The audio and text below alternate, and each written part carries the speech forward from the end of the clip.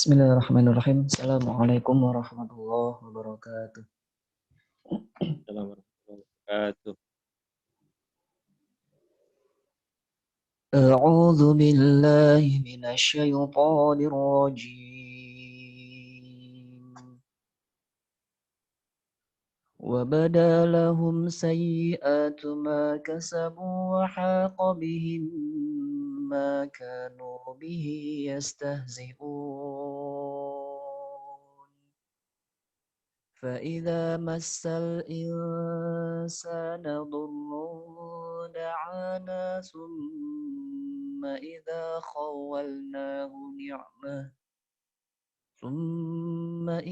خولناه نعمة منا قال إنما أوتيته على علم بل هي فتنة ولكن أكثرهم لا يعلمون. قد قالها الذين من قبلهم فما أغنى عنهم ما كانوا يكسبون فأصابهم سيئات ما كسبوا والذين ظلموا من هؤلاء سيصيبهم سيئات ما كسبوا وما هم بمعجزين. أولم يعلموا أن الله يبسط الرزق لمن يشاء ويقدر إن في ذلك لآيات لقوم يؤمنون. قل يا عبادي الذين أسرفوا على أنفسهم لا تقنطوا من رحمة الله إن الله يغفر الذنوب جميعا إنه هو الغفور الرحيم. وأنيبوا إلى ربكم وأسلموا له من قبل أن يأتيكم العذاب ثم لا تنصرون. واتبعوا أحسن ما أنزل إليكم من ربكم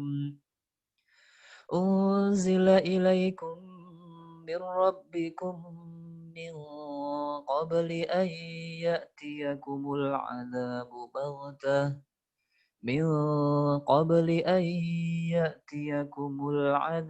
بغتة وأنتم لا تشعرون. أن تقول نفس يا حسرة على ما فرطت بجنب الله وإن كنت لمن الساخرين. صدق الله العظيم. Assalamualaikum warahmatullahi wabarakatuh. Waalaikumsalam warahmatullahi wabarakatuh. Jazakallah kepada Sadani yang telah menyampaikan Tauhid Robani, juga kepada seluruh peserta yang sudah hadir. Jazakumullah ahsanul jaza. Perlu diketahui bahwa insya Allah pada hari ini kita menggunakan Zoom milik Peduli. Namun ini kapasitasnya 100, tapi kita recording, nanti YouTube-nya kita akan kita rekam, kita linkkan ke YouTube, atau rekamnya kita akan kirim ke grup. Jadi insya Allah mudah-mudahan hari ini bisa hadir. Sekarang sudah hadir sekitar peserta partisipan, sudah hadir sekitar 44 orang. Semoga nanti bisa memenuhi sampai 100. Selanjutnya mungkin langsung saja insya Allah Ustaz Aun akan menyampaikan taujihnya atau penyampaian materi tentang Sirah Nabawiyah, urgensi Sirah Nabawiyah, dan nanti Pak Dhani tolong bantu slide-nya ya Pak Dhani ya. Slide yang harus ditampilkan seperti kemarin. Langsung saja kepada Ustaz Aun Rafiq, kami persilakan untuk menyampaikan taujihnya. Tafadhol Ustaz.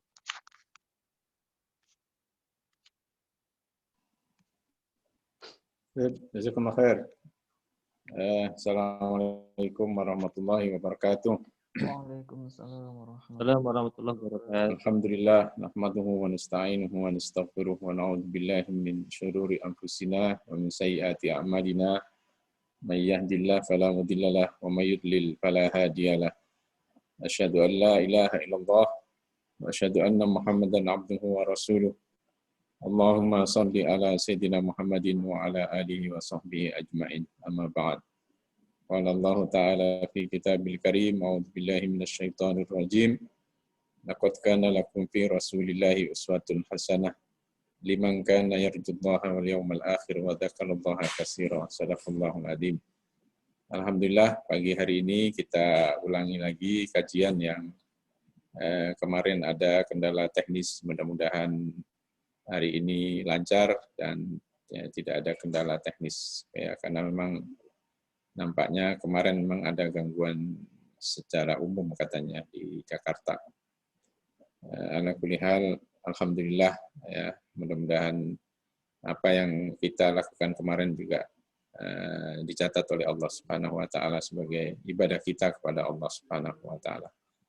Dan mudah-mudahan ya, kehadiran kita di majelis ilmu ini juga ya, walaupun lewat Zoom, tapi mudah-mudahan tetap dihadiri oleh malaikat-malaikat Allah Subhanahu wa taala yang ikut berkerumun di sekitar orang-orang yang ya, melakukan majelis ilmu, majelis dzikir.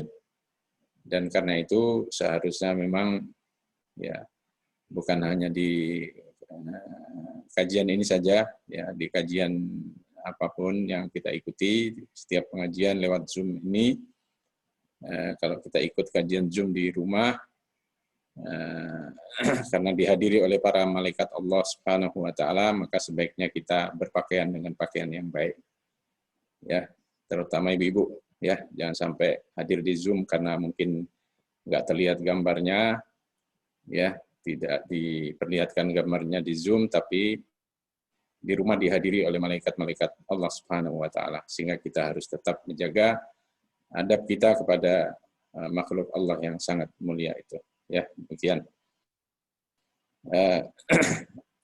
Insya Allah pagi ini kita akan membahas tentang urgensi studi sirah nabawiyah. Ya, kita akan membahas sejarah kehidupan seorang nabi yang paling mulia di sisi Allah Subhanahu wa taala. Seorang nabi yang semua perkataannya, semua perbuatannya menjadi pelajaran-pelajaran, menjadi tuntunan, menjadi syariat, yang karena itu memang seharusnya kita sebagai umatnya mengetahui secara detail sejarah kehidupan Rasulullah Shallallahu Alaihi Wasallam ini, karena memang beliau diutus oleh Allah dengan misi utama menjadi teladan. Laqad kana lakum fi Rasulillahi uswatun hasanah, ya, menjadi teladan yang terbaik, ya, yang bukan sekedar sebagai teladan saja, tapi teladannya itu bernilai ibadah, bernilai syariah, ajaran hukum, ya, akhlak dan tuntunan dalam kehidupan kita. Ya. Kemudian di slide pertama ini sebagai mukadimah saya sekedar mengingatkan ya, sikap ya sebagian orang terhadap sirah nabawiyah ini.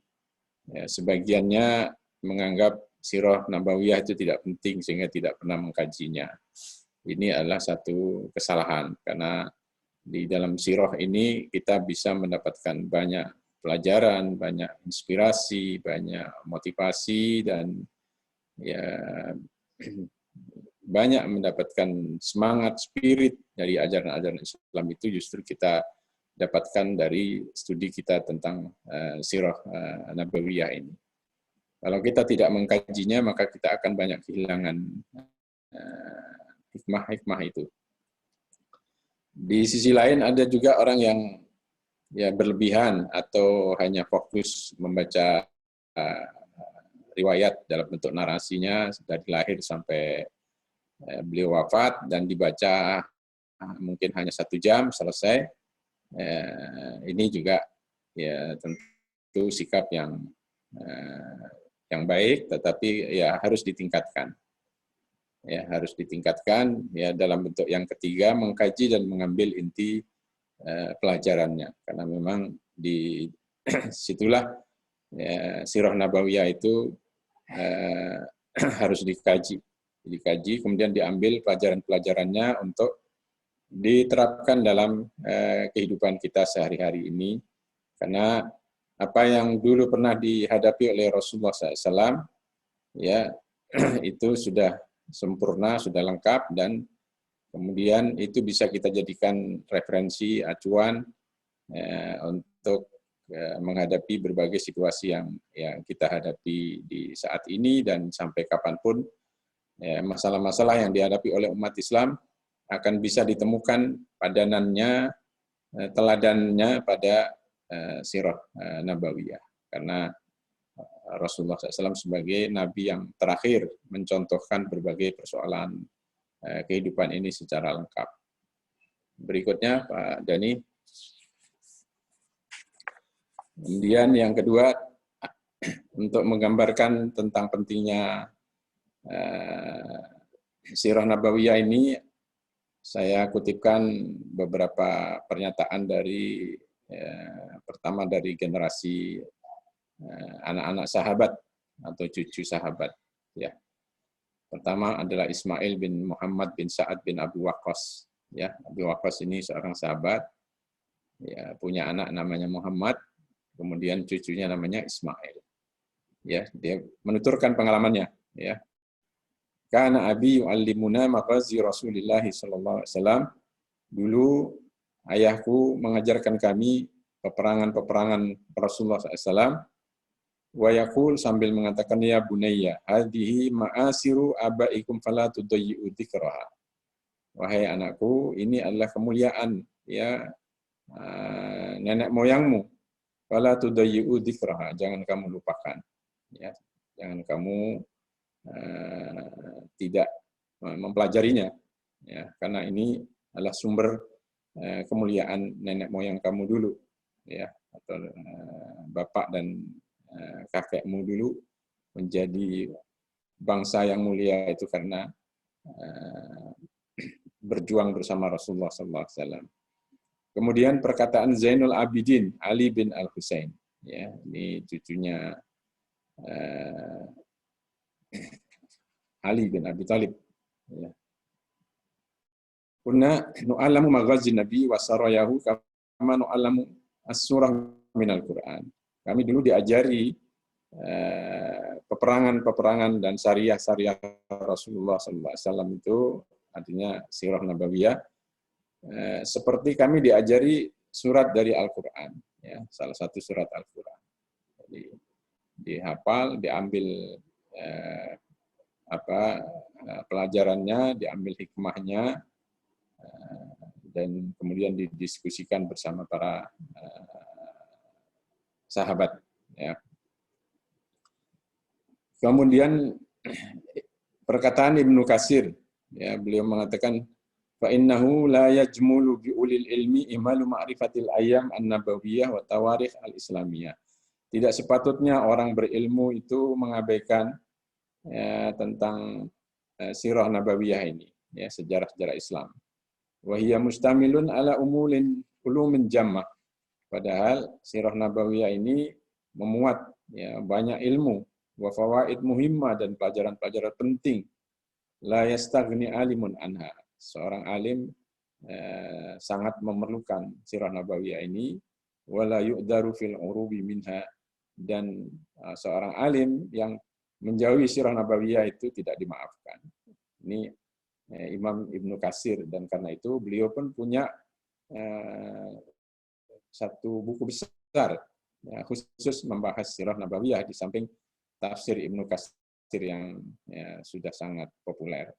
Hanya saja sirah nabawiyahnya ini yang kurang populer, yang ditulis oleh Ibnu Katsir, atau mungkin belum diterjemahkan. Kalau tafsirnya banyak yang sudah menerjemahkan. Nah, justru sirah nabawiyahnya tidak diterjemahkan. Ini barangkali salah satu sebab atau salah satu bukti bahwa perhatian kita tentang sirah nabawiyah ini masih belum sepenuhnya sesuai dengan yang diharapkan. Kemudian ulama kontemporer pada zaman sekarang, yaitu Syekh Ibnu Utsaimin, beliau mengatakan qira'atus sirah laha ta'sirun ajib 'alal qalbi. Membaca sirah nabawiyah itu punya pengaruh yang sangat mengagumkan pada hati. Li'anal insan yatadzakkar, karena dengan membaca sirah itu seseorang akan ingat wa ka'annahu ma'as sahabah. Ingat dan mendapatkan pelajaran bersama-sama, seolah-olah bersama dengan para sahabat. Fayalinu qalbuhu, lalu hatinya menjadi lembut. Jadi ini adalah pengalaman interaksi Syekh Ibnu Utsaimin dengan sirah nabawiyah. Karena itu beliau dalam menulis tafsir, dalam menjawab, memberikan fatwa-fatwa itu juga banyak mengungkapkan sirah nabawiyah, dan fatwa-fatwanya juga lebih luas, waqi'i, realistis. Kenapa? Karena beliau banyak menghayati sirah nabawiyah, dan itu di antara hikmah seorang ahli fikih yang juga banyak mengkaji sirah itu, kajian-kajian fikihnya sangat realistis dan mudah difahami dan waqi'i Kemudian arti dan definisi sirah nabawiyah. Arti dan definisi sirah nabawiyah. Sirah nabawiyah itu as-sirah itu artinya as-sunnah. Sunnah itu bisa diartikan dengan tradisi atau bisa juga diartikan dengan hukum. Kemudian at-tariqah, jalan, atau hay'ah atau keadaan. Maka di dalam Al-Quran juga disebutkan qala khudha wa la takhaf sanu'iduha siratahal ula. Allah berfirman pada Nabi Musa, peganglah yaitu tongkat, dan jangan takut, kami akan mengembalikannya pada keadaannya semula. Keadaannya semula siratahal ula. Sirah ini adalah keadaan, postur. Ada postur anggaran, ada postur fisik. Ini adalah postur tentang kehidupan Rasulullah Shallallahu Alaihi Wasallam. Secara definisi sirah, sebagian ulama kemudian mengambil definisi sunnah, karena sirah itu bisa diartikan juga sebagai sunnah, yaitu ma'usira anin Nabi Sallallahu Alaihi Wasallam min qaulin au fi'lin au takririn au sifatin khalqiyatin au khuluqiyatin au siratin sawa'un kana qabla al-bi'sa au ba'daha. Yaitu apa yang diriwayatkan dari Nabi berupa sabda, perbuatan, takrir. Takrir itu adalah persetujuan atau pengakuan Rasulullah SAW ketika melihat sebagian sahabatnya melakukan sesuatu yang mungkin belum diajarkan oleh Rasulullah SAW, tapi itu dilakukan oleh sahabat, lalu kemudian disetujui dan diakui oleh Rasulullah SAW. Baik pengakuannya secara lisan atau Rasulullah diam, tidak melarang. Nah, itu disebut dengan takrir. Atau sifat fisik atau non-fisik, atau akhlak dan lain sebagainya, atau peri kehidupan, baik sebelum diangkat menjadi nabi atau sesudahnya. Jadi semua kehidupan Nabi ini bisa dijadikan sebagai pedoman dan teladan, sekalipun sebelum Nabi diangkat menjadi nabi. Apa alasannya? Sebagian ulama mengatakan karena seluruh kehidupan Nabi sejak sebelum diangkat menjadi nabi itu sudah dilindungi oleh Allah Subhanahu wa taala, dijaga. Jadi kasus Nabi dilindungi oleh Allah Subhanahu wa taala juga disebutkan di dalam riwayat bagaimana Nabi ketika menggembala kambing, kemudian ada ya sebagai anak muda juga ada keinginan ingin tahu ada apa sih di sana, ada rame-rame di satu pertemuan ya di masa jahiliyah. Lalu Nabi nitip kambingnya kepada teman gembalanya, saya nitip, saya ingin tahu apa sih itu di situ itu. Ya, lalu kemudian Nabi pergi ke tempat itu dan tengah jalan ditidurkan oleh Allah Subhanahu wa taala. Ya, sampai terbangun oleh terik matahari. Nah, ini bukti bahwa Nabi sudah dilindungi oleh Allah Subhanahu wa taala sebelum diangkat menjadi nabi, karena memang sudah disiapkan oleh Allah Subhanahu wa taala. Walaupun Nabi belum tahu kalau sedang dipersiapkan oleh Allah Subhanahu wa taala. Ya, jadi definisi ini ya bisa diterima ya, karena walaupun ini adalah definisi tentang sunnah atau hadis. Tapi sama, sirah juga seperti itu. Kemudian karakteristik sirah nabawiyah.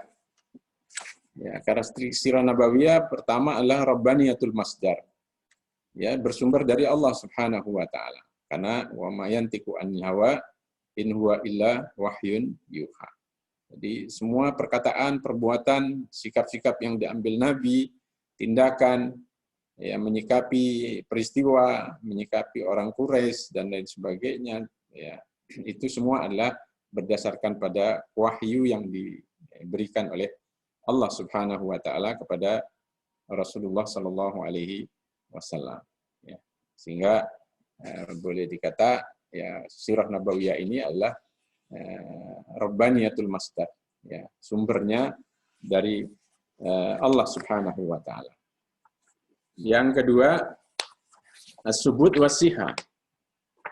Ya, karakteristik yang kedua adalah terbukti kesahihannya. Seluruh tahapan kehidupan Nabi dari awal hingga wafatnya terekam di dalam Al-Quran, kitab hadis, dan kitab-kitab sirah.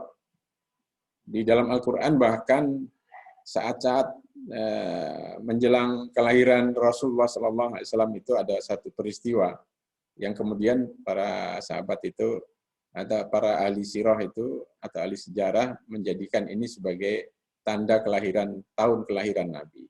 Maka kita baca di dalam sirah, kalau menyebutkan tahun berapa Nabi lahir, selalu disebutkan tahun gajah. Nah, itu maksudnya adalah peristiwa Abraha yang ingin menghancurkan Ka'bah itu, dan itu diabadikan oleh Allah. Alam taro kaifa fa'ala rabbuka bi ashabil fil. Masa mudanya, masa kecilnya yang hidup sebagai yatim juga disebutkan oleh Allah dalam surat Ad-Duha. Alam yajidka yatiman fa'awa wa wajadaka dhalan fahda wa wajadaka ailan fa'aghna. Begitu juga ketika Rasulullah menerima wahyu pertama kali diabadikan oleh Al-Quran. Iqra' bismi rabbikal ladzi khalaq. Ini membuktikan bahwa data-data sirah nabawiyah itu bisa dipertanggungjawabkan kesahihannya karena didukung oleh Al-Quran. Ya, didukung oleh Al-Quran secara umum, kemudian rincian-rinciannya itu disebutkan dalam buku-buku hadis, dalam buku-buku sirah. Begitu juga buku-buku tafsir juga banyak menyebutkan tentang ini. Karena seorang mufasir ketika menafsirkan Al-Quran, ya, kalau seorang mufasir yang yang biasanya menafsirkan dari banyak aspek itu pasti menyebutkan banyak sirah nabawiyah ini. Kemudian ketika Rasulullah menyampaikan dakwahnya pertama kali juga direkam oleh Al-Quran. Wa andir asyiratakal aqrabin dan seterusnya. Kemudian karakteristik yang ketiga adalah as-sumul wal kamal. Ya lengkap, ya, sirah nabawiyah itu bahkan sirah nabawiyah ini meliputi ya, hampir semua ilmu di dalam Islam ini. Di dalam sirah ini ada syariah, ada akhlak, ada akidah, ada fikih dan seterusnya, sehingga sumul. Al-yauma akmaltu lakum wa atmamtu alaikum nikmati wa raditu lakumul Islam dinan. Ya, ada ikmal dan itmam. Akmaltu dan atmamtu. Akmaltu itu sempurna. Kalau atmamtu itu lengkap, detail, ya, sampai ke rincian-rincian itu semua disebutkan oleh Rasulullah SAW dalam menjelaskan Al-Quran. Itu sebabnya seorang ulama mengatakan bahwa sirah nabawiyah ini boleh dikata sebagai mustawdaun kabir, gudang besar, atau kalau istilah zaman sekarangnya big data. Ya, di situ lengkap apa saja bisa dicari di dalam sirah nabawiyah ini, ya, baik terkait dengan sakofah, wawasan, wal ma'arif al-islamiyah, dan pengetahuan Islam. Yang kedua, gambarannya dari sirah ini seseorang akan mendapatkan satu surah salimah, gambaran yang benar anil Islam, tentang Islam. Fi mahiyatihi, terutama terkait dengan esensi ajaran Islam itu seperti apa, wa jauharihi, intinya, wa hakikatihi, dan hakikatnya. Ya, itu sebabnya maka seseorang perlu mengkaji dan mendalami sirah. Ketika membaca satu ayat, kalau tidak dirujuk kepada sirah, bagaimana Rasulullah mempraktekkan, bisa-bisa orang salah. Contohnya kalau orang membaca ayat tentang perang itu, waqatilul musyrifina kafah. Nah, ini ayat ini kan terkait dengan peperangan. Kalau tidak dipahami sesuai dengan konteksnya bagaimana dia Rasulullah mempraktekkan, maka orang bisa salah. Lalu kemudian ya menganggap semua orang kafir itu harus diperangi. Padahal tidak seperti itu kalau dirujuk di dalam sirah nabawiyah. Kemudian dari sirah nabawiyah ini kita akan bisa mendapatkan surah natadawwaku minha ruhal Islam. Satu gambaran yang bisa kita, darinya bisa kita merasakan spirit Islam, maqasid, tujuan-tujuannya, wa ahdafahu, dan target-targetnya. Nah, ini maqasid ini juga menjadi satu pemahaman di dalam fikih, ya, kajian di dalam fikih. Karena itu tidak hanya tekstual saja ketika membahas satu masalah, tetapi juga harus dicari apa dari maqasid dari sebuah peristiwa, dari sebuah teks itu, dan itu kita bisa dapatkan di dalam sirah. Tanpa mengkaji itu barangkali kita tidak mendapatkan maqasid dari suatu teks yang dikaji. Karena itu kemudian ada kajian tentang maqasidul Islam, maqasidul syariah, yang ada berapa itu, 5 atau 6 itu, ya, menjaga jiwa, menjaga harta, menjaga kehormatan, menjaga akal, dan menjaga apalagi keturunan. Jadi itu semua bisa kita pahami secara agak detail gitu kalau kita kemudian banyak merujuk kepada sirah nabawiyah, sehingga hukum-hukum yang dikaji nanti bisa fleksibel, ya, dan tidak kaku. Kemudian ungkapan lain dari seorang ulama mengatakan tentang sirah ini ibaratnya sebuah dauhatun adimatun, seperti sebuah pohon besar. Fiha kullu simar, di pohon ini ada buah yang simar aliyani, semua buahnya sudah matang, dan kullun yaktifu minha ma yunasibuhu. Masing-masing orang bisa memetik sesuai dengan kebutuhannya. Nah, itulah sirah nabawiyah. Seorang guru bisa belajar bagaimana menjadi guru yang baik dari Rasulullah SAW. Seorang pedagang bisa belajar bagaimana menjadi pedagang yang baik, belajar dari Rasulullah SAW. Seorang komandan, seorang panglima bisa belajar bagaimana menjadi panglima yang baik dari Rasulullah SAW. Karena itu ini ungkapan yang benar, yang tepat. Ya, seperti sebuah pohon besar yang di dalamnya ada semua buah yang diperlukan itu oleh setiap orang itu ada di situ. Nah, ini tentu gambaran yang pas. Kemudian asyan nabiyyu fil usri wal yusri. Nabi sudah pernah mengalami semua keadaan yang pernah dijalani manusia ini. Ya, pernah susah, pernah mudah, pernah miskin, pernah kaya, pernah jadi anak muda, pernah jadi orang tua, ya, jadi menantu, jadi mertua juga semua dialami. Pernah perang, pernah hidup dalam masa damai, ya, pernah berjihad dan lain sebagainya. Walhasil sirah nabawiyah ini menjadi Qur'anun sulukiyun, Quran dalam bentuk perilaku, amali dan tatbiki, ya, dalam bentuk implementasi Al-Quran itu sendiri. Itu karakteristik yang kedua. Yang keberapa? Yang ketiga. Yang keempat, al-wasatiyah. Sebagaimana ya Al-Quran ya mengajarkan atau memproyeksikan Rasulullah SAW itu menjadi seorang nabi dan membentuk satu umat yang wasata. Kadzalika ja'alnakum ummatan wasata. Dan ini betul-betul bisa dijaga di dalam sirah nabawiyah, dalam kehidupan Nabi gitu, sebagai seorang yang wasati. Ya, bagaimana bentuk wasatiyahnya? Nah, ini diungkapkan oleh seorang ulama dengan kalimat ini. Al-jami' fi diqqatin wa adlin baina wajibit tabattul ila rabbih. Nabi itu mampu menghimpun, mix, menselaraskan, ya, menghimpun fi diqqatin wa adlin, secara akurat, ya, tepat gitu, tidak ada yang disepelekan, tidak ada yang dilebih-lebihkan. Jadi penggabungannya itu begitu cermat dan tepat, akurat. Wa adlin, dan adil.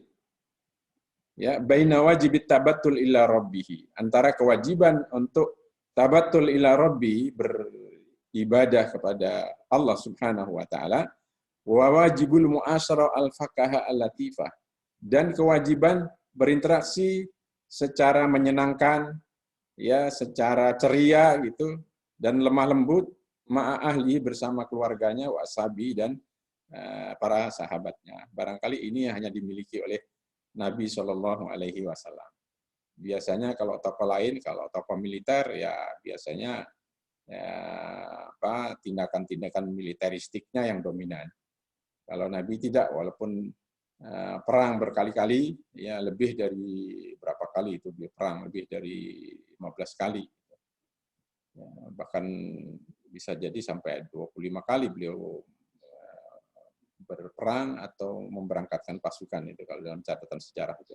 Nah, kalau dihitung dengan syariahnya, ya, detasemen yang dikirim. Tapi itu tidak membuat Nabi menjadi militeristik gitu. Menjadi diktator. Nabi SAW memegang kekuasaan yang begitu besar, tetapi beliau tidak menjadi diktator, tidak menjadi orang yang bengis, tidak menjadi orang yang kemudian tidak bermusyawarah dan sebagainya. Nah, ini menggambarkan wasatiyah ini. Ya, biasanya orang itu kalau menekuni sesuatu itu kemudian membuatnya tidak bisa seimbang. Orang yang hanya menekuni fikih saja gitu, kadang-kadang ya dalam melihat segala sesuatu dilihatnya dari fikih saja, sehingga kadang-kadang kaku dan tidak fleksibel karena tidak, atau mengkaji akidah dari sisi akidah saja, sehingga mudah mencap orang ini kafir, ini bid'ah dan lain sebagainya. Kalau Nabi itu bisa dijaga dengan begitu seimbang, ya, karena memang ini kelemahan manusia secara umum, ya. Kalau menekani sesuatu, ya menganggap yang lainnya itu ya kurang penting. Orang yang belajar ekonomi, makanya katanya ada, kalau orang ahli ekonomi ditanya dari mana kita mulai membangkitkan umat nih, selalu menjawabnya pasti ya harus dari ekonomi. Kalau ahli akidah ditanya dari mana kita membangkitkan umat ini, ya dimulai dari akidah. Kalau ahli hadis ya mengatakan ya harus belajar dari hadis. Nah, itu salah satu kelemahan manusia ketika menekuni sesuatu. Tapi ini tidak terjadi dengan Rasulullah SAW. Beliau mampu menghimpun ini, memadukan dengan cermat dan adil gitu. Nah, ini salah satu kelebihan sirah nabawiyah. Itu sebabnya maka kita harus jadikan sebagai rujukan, ya, untuk menghadapi berbagai persoalan yang kita hadapi ini. Kemudian kita masuk pada urgensi studi sirah nabawiyah.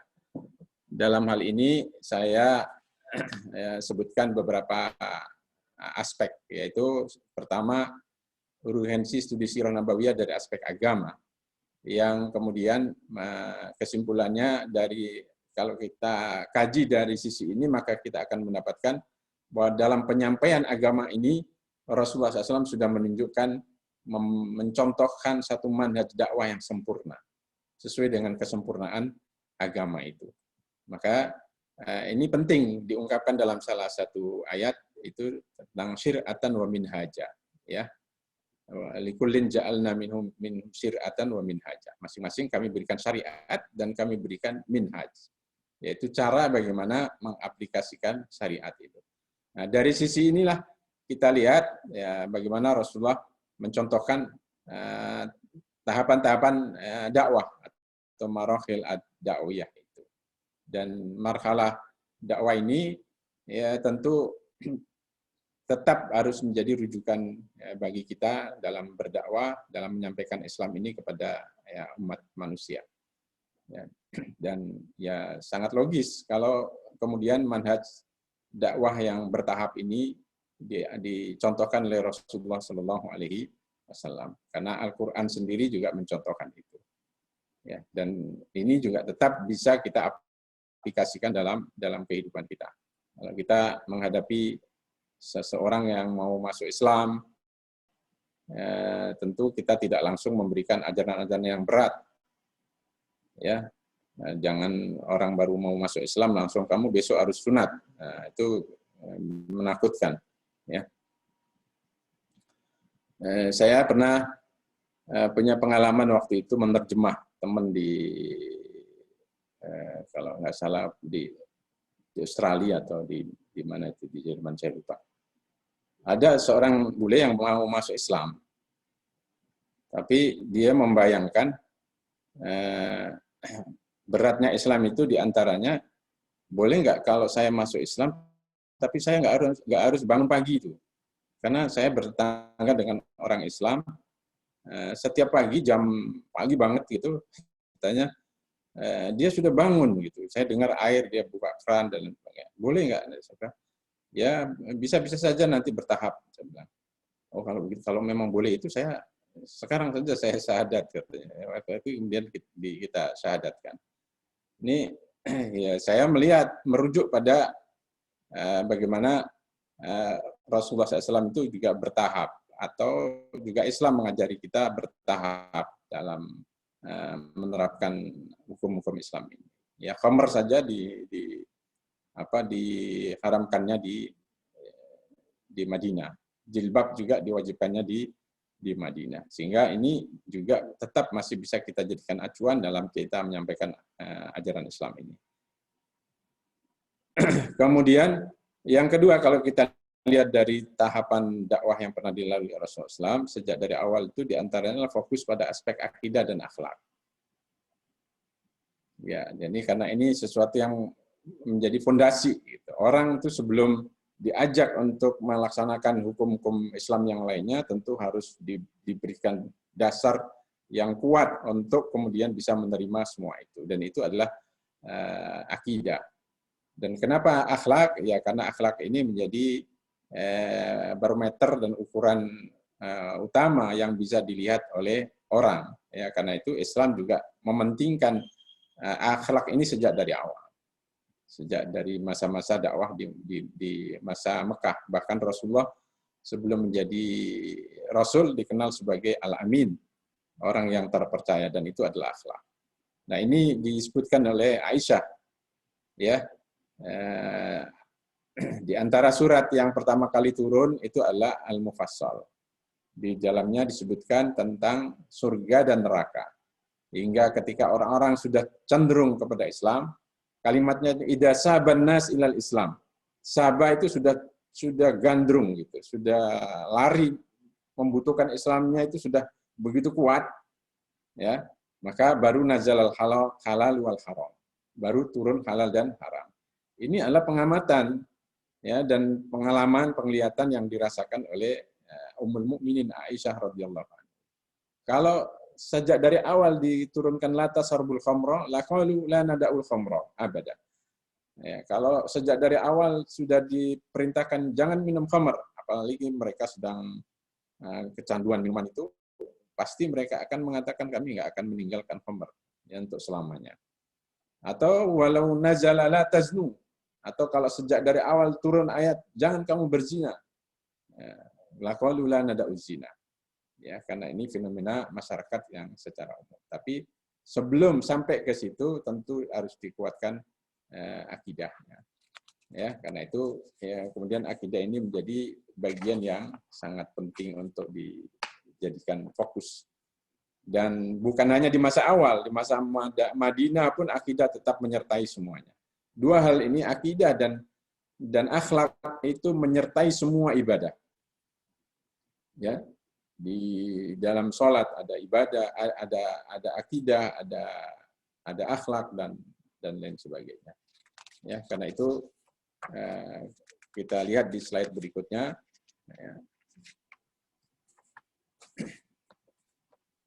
Nah, ini ada satu lagi, Mbak Dani. Ada catatan di sini, ya. Catatan ini menurut saya ini penting untuk diingat, ya, bahwa iman yang dimaksudkan itu adalah iman yang menggerakkan, bukan iman aliran-aliran pemikiran itu, ya, yang kemudian ini lebih cenderung menimbulkan perpecahan. Karena itu ini adalah yang ditekankan oleh Al-Quran, yang kemudian menggerakkan orang untuk bisa dengan mudah melaksanakan ajaran-ajaran Islam. Karena itu kemudian ada ayat infiru khifafan wasabilillah yang membuat mereka kalau tidak kan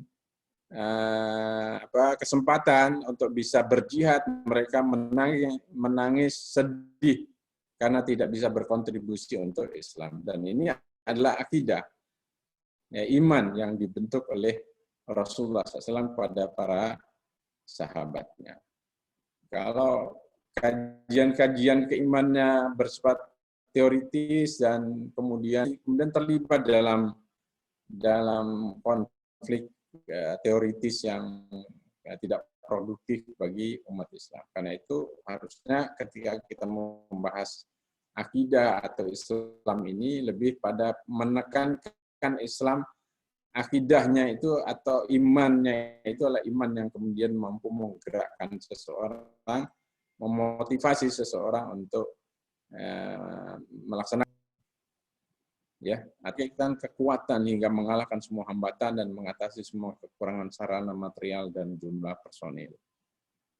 Ya, ini saya mengutip apa yang disebutkan oleh Allah Subhanahu wa Ta'ala tentang kisah Bani Israel yang waktu itu diajak oleh Nabi Musa untuk masuk ke Baitul Maqdis. Ya, sebagian besar mereka pintu gerbang Baitul Maqdis itu sudah menang, masuk saja sudah menang. Tapi mereka mengatakan yang inna fiha qauman jabbarin, di Baitul Maqdis ada orang-orang yang kuat-kuat, mana mungkin kita melawan mereka. Karena itu kamu ajalah masuk bersama Tuhanmu. Nah, di antara sekian banyak pengikut Nabi Musa ini ada dua orang tentu karena keimanannya yang begitu kuat sehingga mampu menggerakkan walaupun dengan personil yang minim, dengan sarana yang minim, tapi karena keyakinan dan keimanan mereka kepada janji Allah, akhirnya kemudian mereka menyampaikan nasihat ini. Udkhulu alaihimul bab. Masuk saja ke pintu gerbangnya. Fa idza dakhaltumuhu fa innakum ghalibun. Kamu beriman. Nah, iman yang seperti inilah yang diharapkan dari kajian-kajian yang disampaikan. Jadi bukan kajian-kajian teoritis yang mempertentangkan antara aliran ini dan aliran itu yang kemudian cenderung menimbulkan perselisihan dan bahkan ada riwayat yang menyebutkan ketika disebutkan oleh Abu Hurairah, dan hadis ini hadis hasan, dinilai hasan oleh Al-Albani, ya, ketika kata Abu Hurairah, satu saat Rasulullah pernah keluar, ya, kharaja alaina Rasulullah SAW. Ketika itu kami tengah berbincang, memperdebatkan tentang masalah takdir.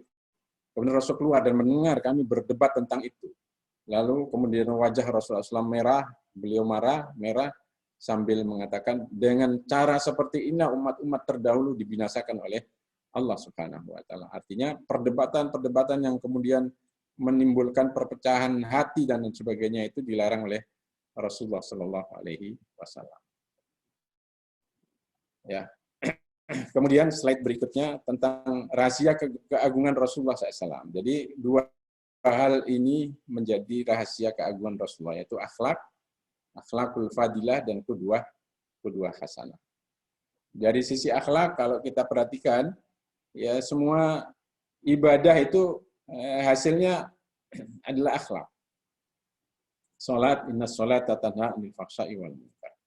Ya, puasa juga la'allakum tattaqun.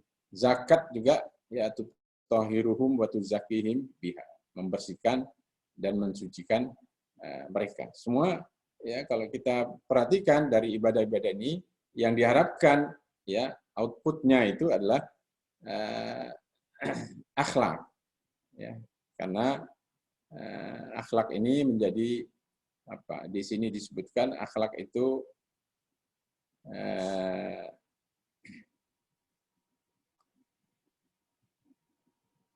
di sini disebutkan akhlakul karimah itu min afdali abwabid da'wah ilallah.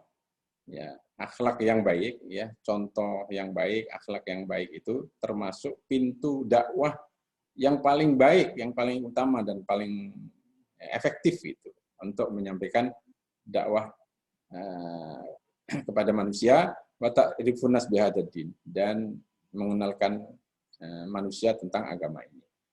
Ya, jadi itu sebabnya maka kemudian Rasulullah SAW ya, kemudian disebut oleh Aisyah sebagai kana khuluqul Quran. Bahkan Al-Quran pun ketika menyebutkan keutamaan Rasulullah SAW yang disebutkan secara utama gitu adalah akhlak. Wa innaka la'ala khuluqin adim. Ya. Di sini disebutkan asra'u turuqit tarbiyah al-qudwah hasanah. Ya, kenapa keteladanan? Ya karena cara paling cepat orang ya, jalan pintas untuk bisa mendidik seseorang itu adalah melalui keteladanan. Li'anna an-nas yafhamuna bi uyunihim aksar min adanihim. Nah, ini barangkali sebagai salah satu penjelasan tentang kenapa diutamakan akhlak dan qudwah hasanah ini. Yaitu karena ya manusia ini lebih banyak memahami dengan melalui mata mereka daripada melalui pendengaran mereka. Nah, ini fakta yang ada pada banyak orang. Kalau disertai dengan gambaran dan bisa dilihat, nah itu lebih memudahkan untuk diterima dan dipahami. Ya. Dan korelasinya antara akidah dan akhlak itu disebutkan di sini, idza waqara al-iman fil qalbi mana'at sahibaha minal wuqu' fil fawahish bi anwa'iha. Iman itu ketika sudah tertanam dengan kuat di dalam hati, maka dia akan mencegah seseorang dari berbagai kemungkaran, kemaksiatan dan perbuatan keji. Nah, itu sebabnya maka fokus dakwah di masa awal dan juga seterusnya masih tetap menyertainya adalah akhlak dan akidah. Kemudian sirah nabawiyah juga menjadi sumber untuk memperdalam ilmu-ilmu syariah.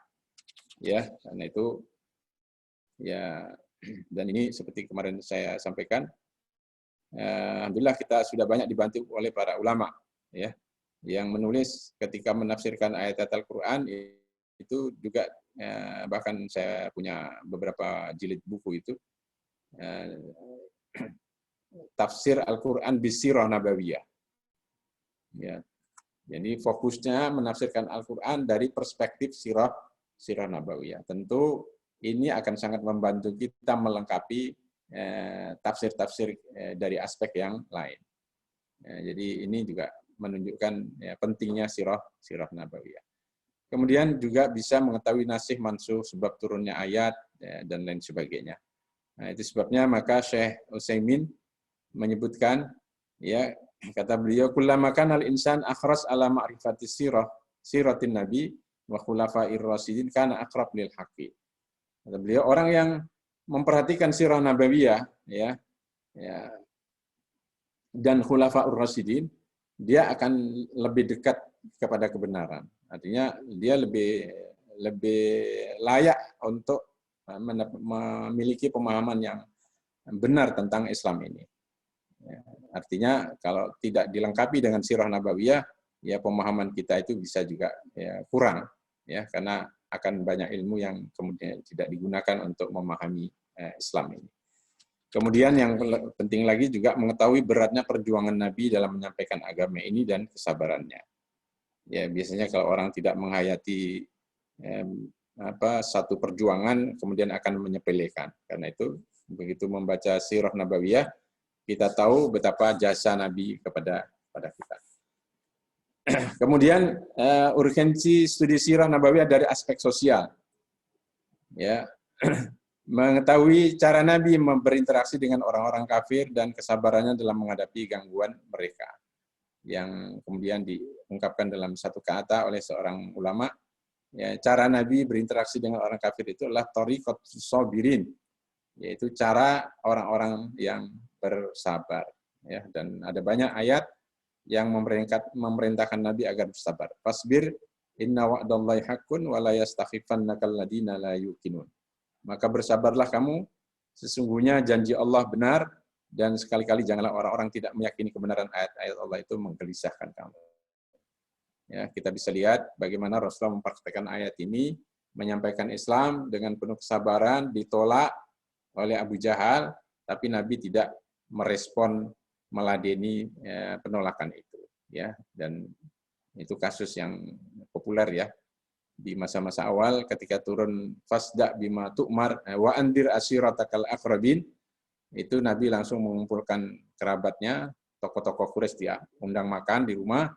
Kemudian setelah itu Nabi menyampaikan dakwah sampai kemudian keluar perkataan Abu Lahab, alihada jama'tana, apakah untuk ini kamu mengundang kami?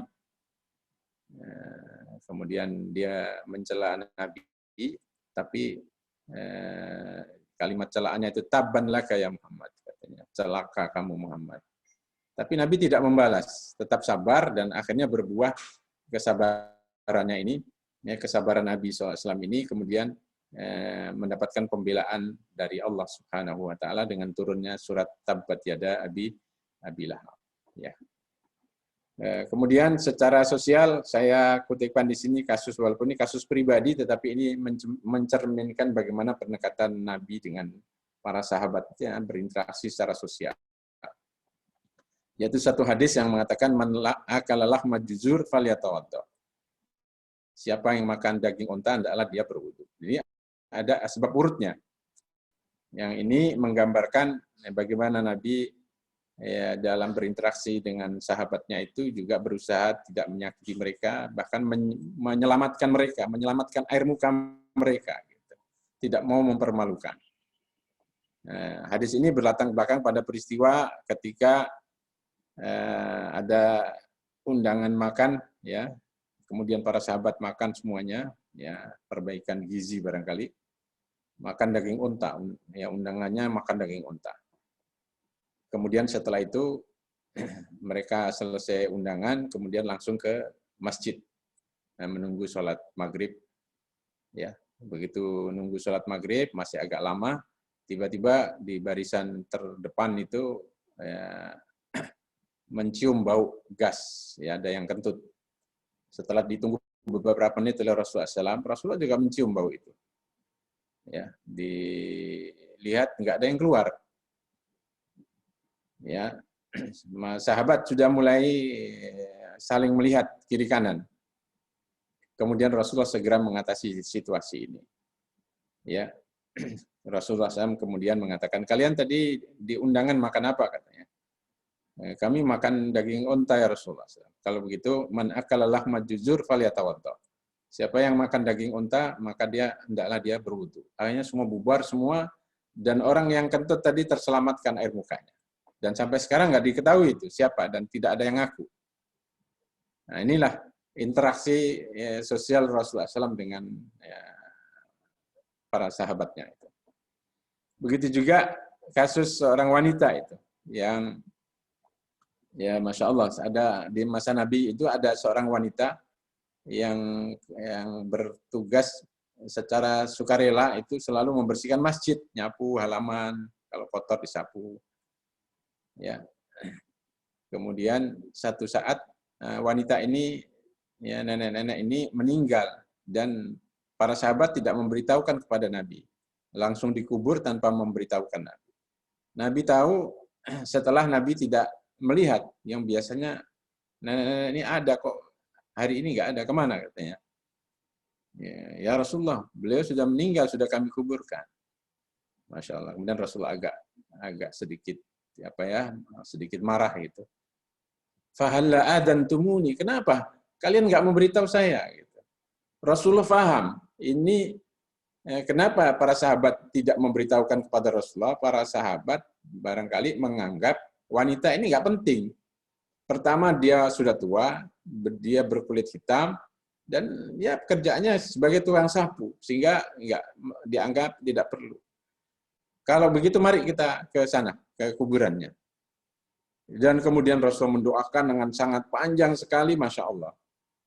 Rasulullah ingin memberikan pelajaran kepada masyarakat, ya, agar ini jangan dilakukan. Ya, kalian menganggap rendah orang karena pekerjaannya sebagai tukang sapu atau berkulit hitam. Tapi justru Rasulullah kemudian memberikan penghargaan dengan doa yang sangat panjang.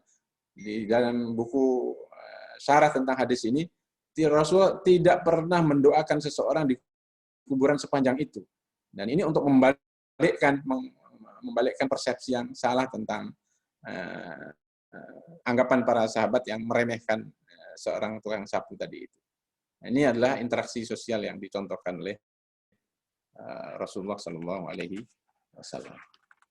Kemudian dari sirah nabawiyah kita juga mengetahui cara Nabi mengajar dan mendidik para sahabatnya. Dalam mendidik dan mengajar para sahabatnya, Rasulullah SAW menggunakan semua momentum itu untuk memberikan pendidikan. Ya, seperti tadi, itu juga bagian dari bagaimana Nabi mengajarkan para sahabatnya. Di satu saat, Rasulullah SAW pernah berjalan dengan sahabat, kemudian bertemu dengan seekor bangkai kambing yang sudah busuk. Kemudian Rasulullah mengajak berhenti sini sebentar. Siapa yang mau beli kambing ini? Katanya. Ya Rasulullah, kami nggak mau, dikasih aja nggak mau, hidup saja kami nggak mau beli, apalagi ini sudah bangkai. Nah, begitulah dunia. Ya, dunia itu ya lebih tidak berharga dari ini. Maka jangan kalian jadikan tujuan hidup. Kira-kira begitu pelajaran yang ingin disampaikan oleh Rasulullah SAW. Jadi setiap momentum ada peristiwa apa digunakan oleh Rasulullah untuk mendidik para sahabatnya. Begitulah harusnya dalam kehidupan ini kita mencontoh Rasulullah SAW, dan kita bisa mempraktekannya dalam kehidupan ini. Dalam mendidik anak-anak, ketika ada satu peristiwa, momentum itu bisa kita manfaatkan untuk menyampaikan pelajaran-pelajaran tentang Islam ini. Ya, tentang anak kalau mau minta uang atau minta beli sesuatu, kita ajari untuk ya sudah kita doa dulu kepada Allah, minta rezeki, minta ini, karena yang memberi rezeki kepada Bapak, pada kita ini Allah, bukan mintanya kepada Allah. Ayo kita minta kepada Allah. Jadi momentum-momentum itu yang harus juga kita manfaatkan. Begitu juga peristiwa orang Badui kencing di masjid, atau peristiwa Muawiyah bin Al-Hakam. Kalau kencing di masjid, saya sudah tahu semua. Nah, ini yang Abdullah bin Hakam As-Silmi atau As-Sulami. Ini seorang sahabat yang waktu itu sholat di Masjid Nabawi, lalu kemudian ada orang bersin dan kemudian dia menjawab, Yarhamukallah. Kenapa dia menjawab? Karena barangkali dia belum tahu perubahan hukum. Dulu, ya sebelum ada perubahan hukum tentang sholat ini, dulu di Madinah di masa-masa awal, itu orang sholat masih boleh bicara. Ada riwayat sahihnya. Sambil ngobrol gitu, nanya apa sesuatu yang penting gitu. Itu boleh di masa-masa awal. Bahkan kalau ada yang bersin juga, kalau bersin dalam sholat, ada yang kemudian mengatakan alhamdulillah, kiri kanannya saling menjawab yarhamukallah. Nah, ini sahabat mungkin tinggal di luar kota Madinah, tidak mengikuti perkembangan hukum. Sehingga dia tetap menjawab yarhamukallah. Maka sahabat di kiri kanannya saling melihat dengan melotot gitu. Seolah-olah protes itu. Kamu salah katanya. Tapi Masya Allah, sampai dia mengatakan, Masya Allah kalian bersikap, dan itu diungkapkan di dalam sholat. Gitu. Apa yang terjadi? Katanya. Karena dia menganggap masih boleh di dalam sholat itu. Nah, setelah selesai sholat, nah ini kisahnya. Falamma shalla Rasulullah SAW bi abi huwa wa ummi ma ra'aitu mu'alliman ya qablahu wala ba'dahu ahsana ta'liman min. Setelah Rasulullah selesai sholat, demi Allah katanya, saya tidak pernah melihat seorang guru yang lebih baik sebelum ataupun sesudahnya selain dari Rasulullah SAW yang paling baik cara mengajarnya. Fa wallahi ma kaharani, demi Allah Rasulullah tidak mencela saya, tidak menghardik saya, tidak memukul saya, dan tidak mencela saya. Walaupun saya salah. Dan di sini tidak disebutkan ada Rasulullah nyuruh dia mengulangi sholatnya. Karena memang dia tidak tahu. Kalau Rasul hanya mengatakan, ya inna hadis sholah la tasluhu fiha syai'un min kalamin nas. Kalau sudah sholat, orang itu nggak boleh berbicara lagi. Ini hukum baru nih. Ya, makanya dijelaskan oleh Rasulullah SAW. Innama huwa tasbih wa takbir wa qiraatul Quran. Yang boleh itu hanya tasbih, takbir, dan membaca Al-Quran. Ini luar biasa ya pengakuan. Sama Badui yang kencing di masjid, yang sudah dihadik para sahabat dan kemudian ditolong oleh Nabi juga sama. Mengakui, ya, bahkan dia berdoa kepada Allah, ya Allah masukkan saya surga bersama Muhammad dan jangan bersama mereka. Ini sangat berkesan sekali gitu. Karena dicela oleh para sahabat. Ini contoh yang luar biasa dari Rasulullah SAW. Kemudian juga mengetahui cara Nabi menyelesaikan masalah-masalah sosial. Ya, ketika pertama kali datang ke Madinah, Rasulullah SAW langsung kemudian mempersaudarakan antara Muhajirin dan Ansor. Ini bukan hanya sekedar sebagai satu kewajiban untuk bersaudara, tetapi ini adalah penyelesaian masalah ekonomi yang dihadapi oleh kaum Muhajirin. Kaum Muhajirin datang ke Madinah tidak membawa harta, tidak punya tempat tinggal, dan lain sebagainya. Ini satu problem tersendiri. Jumlahnya banyak. Ya, kalau di perang Badar itu mayoritas Muhajirin 300. Ya, kalau 300 bersama keluarganya berarti ada sekitar 600-an orang lebih. Ya, ini problem ekonomi juga. Nah, Rasulullah kemudian menyelesaikan masalah ekonomi ini dengan mempersaudarakan mereka. Ini ya luar biasa ya bagaimana Rasulullah menyelesaikan masalah ekonomi. Sampai kemudian kita lihat kasusnya Abdurrahman bin Auf dan Sa'ad bin Ar-Rabi yang sangat luar biasa itu. Sampai menawarkan separuh hartanya dan juga bahkan menawarkan istrinya. Suruh milih yang mana yang disuka. Kalau kamu suka yang mana nanti saya ceraikan dan kamu nikahi. Ya, tapi itu tidak ditanggapi oleh Abdurrahman bin Auf dengan aji mumpung. Ya, tapi kemudian dia lihat mana tunjukkan saja saya mana pasar Madinah. Karena orang Mekah itu punya pengalaman semuanya pengalaman sebagai pedagang. Di Mekah nggak ada tanah subur, nggak ada pertanian. Yang ada pertanian itu di Madinah. Maka mereka piawai sekali ya, rata-rata pandai berdagang. Nah, lalu baru hari itu ke pasar langsung dapat untung. Padahal nggak bawa apa-apa. Ya, ketika lihat ada seorang yang nungguin dagangannya nggak laku-laku, diperhatikan dia, lalu dia menawarkan jasa. Boleh saya pasarkan ini dan saya mendapat berapa nih? Kalau ini dijual berapa? Kalau saya bisa menjual lebih dari itu, saya dapat kelebihannya atau kita bagi dua. Walhasil terjadi kesepakatan dan dalam waktu singkat jualan itu laku dan kemudian dia pulang hari itu juga dapat uang. Sebulan kemudian, nggak sampai berbulan-bulan, Abdurrahman bin Auf sudah menikah. Itu dia menunjukkan bahwa dia sudah mandiri. Sampai Rasulullah bertanya, kamu udah nikah katanya? Sudah ya Rasulullah. Ada maharnya enggak katanya? Ada ya Rasulullah katanya.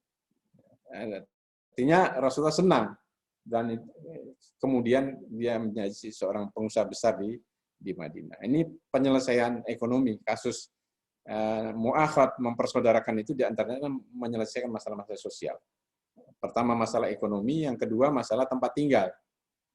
Dan itu terselesaikan dengan sangat indah melalui nidhamul mu'akhad yang ditempuh oleh Rasulullah SAW. Kemudian dari aspek studi sirah dari aspek ekonomi, ya kita akan mengetahui urgensi ekonomi bagi kaum muslimin. Ya, bagaimana mereka kemudian menjadi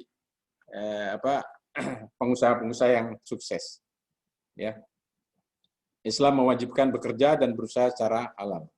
Dan ini secara konsepnya insya Allah kita sudah paham semuanya. Yang menarik adalah perhatian Nabi kepada aspek ekonomi ini. Ya, Nabi memberikan ghanimah ya Banu Nadir kepada muhajirin saja, kecuali Samak bin Kharsah dan Sahal bin Hanif karena keduanya sangat miskin. Jadi dalam penyelesaian masalah ekonomi ini juga masih terus berlanjut karena dengan mempersaudarakan muhajirin dan ansor itu tentu ini bukan solusi permanen yang tidak diharapkan. Rasulullah ingin agar muhajirin ini juga secara ekonomi juga mandiri.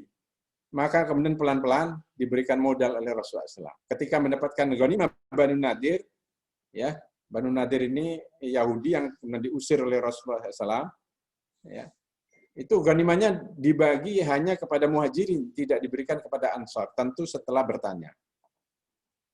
Setelah minta izin kepada orang-orang ansor. Akhirnya mereka setuju. Setuju ya Rasulullah. Memang mereka memerlukan itu. Kemudian begitu juga ghanimah di Khaybar.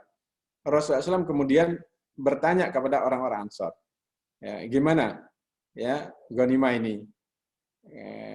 Kalian punya hak terhadap ghanimah ini, tapi saya ingin agar mereka keluar dari rumah-rumah kalian, tidak tinggal di rumah-rumah kalian terus, supaya mereka mandiri, ya bisa tinggal di rumah masing-masing. Setuju ya Rasulullah? Ya sudah, berikan aja kepada mereka semuanya dan mereka keluar dari rumah kami. Nah, sejak ghanimah Khaybar itulah kemudian mu'akhad yang kemudian mereka tinggal di rumah-rumah kaum Ansor itu, sejak itu mereka kemudian keluar dari rumah-rumah itu dan kemudian mandiri dan terselesaikan. Sampai perang Khaybar itulah baru orang-orang muhajirin itu keluar dari rumah-rumah kaum Ansor. Ini penyelesaian yang sangat luar biasa dari sisi ekonomi. Kemudian Rasulullah juga berusaha meningkatkan hasil pertanian kurma Madinah dengan datang ke perkebunan, ke kebun-kebun yang waktu itu kemudian Rasulullah SAW melihat ini kayaknya melihat para sahabat sedang mengawinkan kurma itu ya, penyerbukan itu. Ini kalau nggak kalian lakukan begini mungkin akan lebih produktif. Ya karena Nabi yang menyarankan, akhirnya mereka ikut. Tapi kemudian setelah waktunya panen justru berkurang panennya. Ya Rasulullah, mereka mengadu lagi, ternyata justru tidak produktif katanya. Ya sudah kalau gitu, saya kan tidak tahu, antum a'lamu bi umuri dunyakum. Sudah, sesuai, kembali lagi saja kepada apa yang kalian tahu. Nah, ini juga menunjukkan upaya-upaya Rasulullah untuk memperhatikan masalah ekonomi. Kemudian menetapkan sekian banyak hukum ekonomi dan aturan jual beli. Ya, begitu juga Rasulullah SAW juga mendirikan pasar dan lain sebagainya. Ya, di samping ada pasar Yahudi, tapi juga kemudian Rasulullah membentuk pasar di Baqi yang di kemudian hari kemudian pasar itu juga dipindah di sebelah barat Masjidil Haram, Masjid Nabawi. Ya, tapi tentu sekarang sudah menjadi bagian dari Masjid Nabawi. Ini cerita dulu, ya. Pasar itu di dekat masjid. Kemudian dari aspek politik, ya, dari aspek politik juga seperti itu. Nah, ini saya salah ininya ini, tadi ya. Kembali ke aspek politik ini. Nah, ini. Dari aspek politik ini, salah satu contoh dalam berpolitik yang ditunjukkan oleh Rasulullah SAW itu adalah bagaimana membuat lawan itu menjadi teman. Dan ini adalah isyarat dari ayat wala tastabil hasanah wala sayyi'ah idfa billati hiya ahsan fa idza alladhi bainaka wa bainahu adawatun ka'annahu waliyyun hamim, ya. Jadi dan tidaklah sama kebaikan dan kejahatan. Tolaklah kejahatan itu dengan cara yang lebih baik, maka tiba-tiba orang yang antaramu dan antara dia ada permusuhan seolah-olah telah menjadi teman yang sangat setia. Dan kita lihat bagaimana rata-rata yang kemudian menjadi sahabat setia Rasulullah SAW itu dulu adalah lawannya. Ya, sebutlah ada Umar, ada Khalid bin Walid, ya, ada banyak ya sahabat lainnya yang dulu itu memusuhi Amr bin As dan lain sebagainya. Itu dulu adalah orang-orang yang memusuhi Rasulullah. Tapi Rasulullah kemudian berhasil mengaplikasikan ayat ini dan kemudian menjadikan mereka sebagai teman setia. Dan harusnya para politisi juga bisa melakukan ini. Ya, harus ya dalam berpolitik ya harus menjadikan lawan-lawan politik itu kemudian menjadi teman setia. Kalaupun tidak, seperti yang dicontohkan oleh Rasulullah SAW di dalam berpolitik itu membuat target-target yang berbeda-beda antara satu orang dengan yang lainnya. Ada orang yang kemudian ditarget walaupun tidak masuk Islam, tetapi tidak memusuhi Islam minimal. Ada yang seperti itu. Atau bahkan membantu kaum muslimin. Ya, salah satu kasusnya adalah di sini saya sebutkan koalisi Rasulullah dengan kabilah Khuza'ah.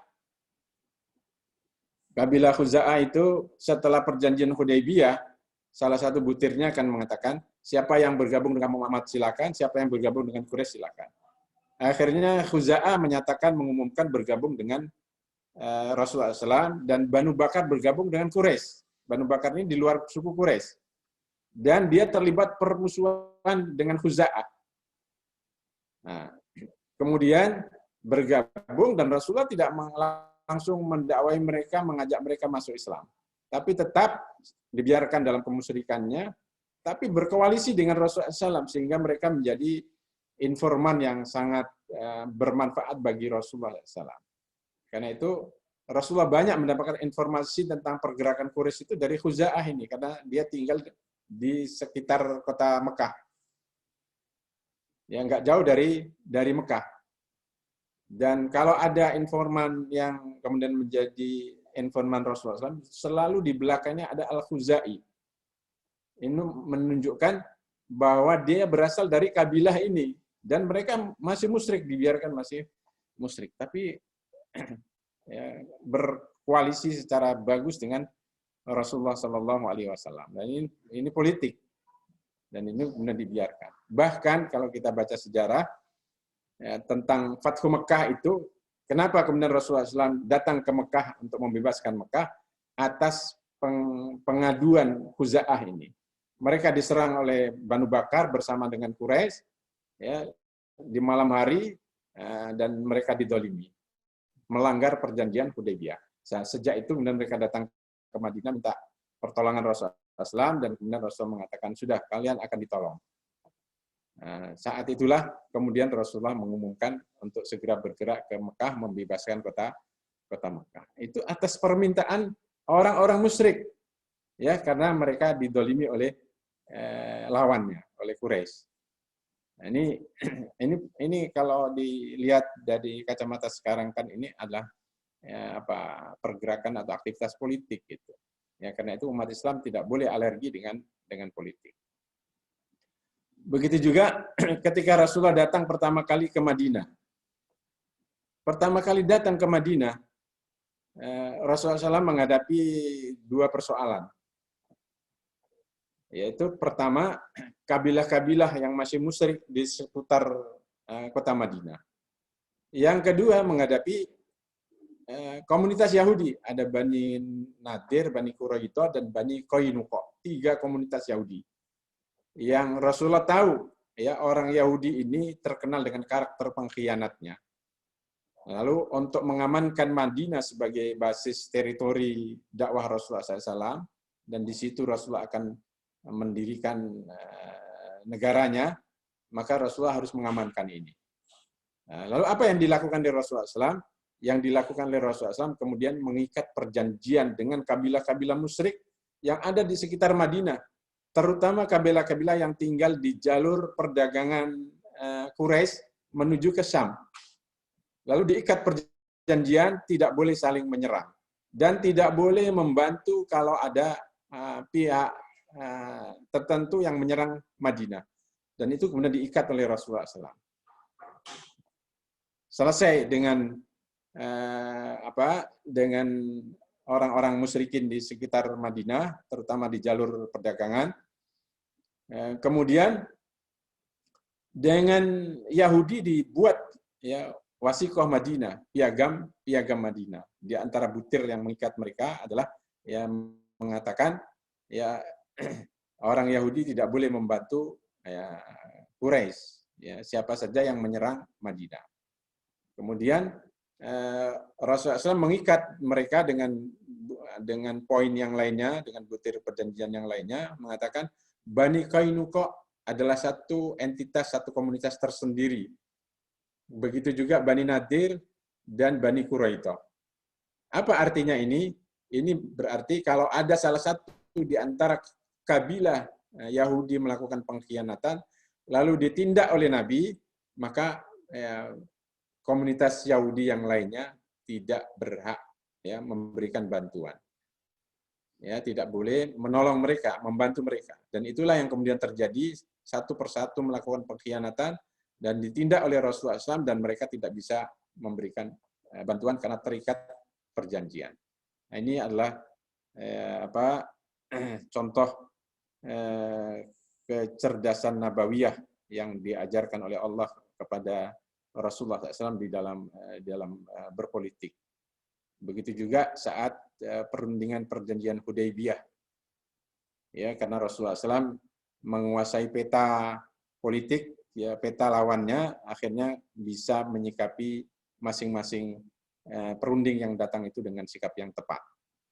Ya, secara singkat karena waktu, ya, ketika Urwah bin Mas'ud datang, para sahabat membuat manuver, ya, memperlihatkan bagaimana kewibawaan dan kecintaan para sahabat atau kedudukan Nabi di mata para sahabat itu, dengan diperlihatkan ketika Nabi meludah, itu dalam riwayat itu disebutkan ludahnya nggak sampai jatuh ke tanah, ditadai oleh para sahabat dengan tangannya lalu diusap-usapkan ke badannya. Ketika Nabi berwudu, sisa air wudunya ditampung oleh mereka semuanya, kemudian diusap-usapkan ke badan mereka. Ini manuver yang diperlihatkan kepada Urwah bin Mas'ud. Melihat ini, lalu kemudian dia terkesan dan kemudian menyampaikan kepada Quraisy bahwa, ya, Muhammad ini bukan orang biasa. Saya sudah pernah lihat bertemu dengan para raja, kaisar, Kisra, tapi saya melihat sesuatu yang lain. Luar biasa kecintaan dan penghormatan para sahabat kepada Muhammad. Karena itu, ya, biarkan saja, ya, dia masuk ke Mekah. Nah, ini artinya sudah bisa menetralkan Urwah bin Mas'ud. Ketika Mukris bin Hafs datang, Rasulullah mengatakan kepada para sahabat, hati-hati, ini orang pengkhianat. Nah, akhirnya kemudian mereka menjaga Rasulullah SAW dan tidak boleh berdekatan dengan Rasulullah karena dikhawatirkan melakukan satu tindakan fisik kepada Rasulullah SAW. Kemudian ketika Khulis bin Alqamah datang, Rasulullah hanya memerintahkan dan mengatakan, ini orang adalah orang yang masih senang dengan syiar-syiar agama. Karena itu, keluarkan saja kambing-kambing yang disiapkan untuk disembelih untuk umroh ini. Ya, akhirnya kemudian dikeluarkan, dan begitu tahu ada kambing-kambing yang sudah diberi tanda di kupingnya itu untuk ibadah, langsung mereka Hulais kemudian mengatakan kepada para sahabat, ya sudah, saya nggak perlu ketemu Muhammad, saya balik aja katanya, saya udah tahu maksudnya.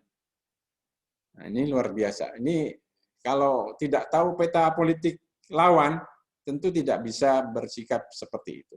Nah, seperti itulah contoh berpolitik yang diajarkan oleh Rasulullah Shallallahu Alaihi Wasallam. Dan akhirnya Quraisy mengutus Suhail bin Amr. Ketika Rasulullah mengutus Suhail bin Amr, Rasulullah mengatakan, Quraisy mengutus Suhail bin Amr berarti mereka mau damai.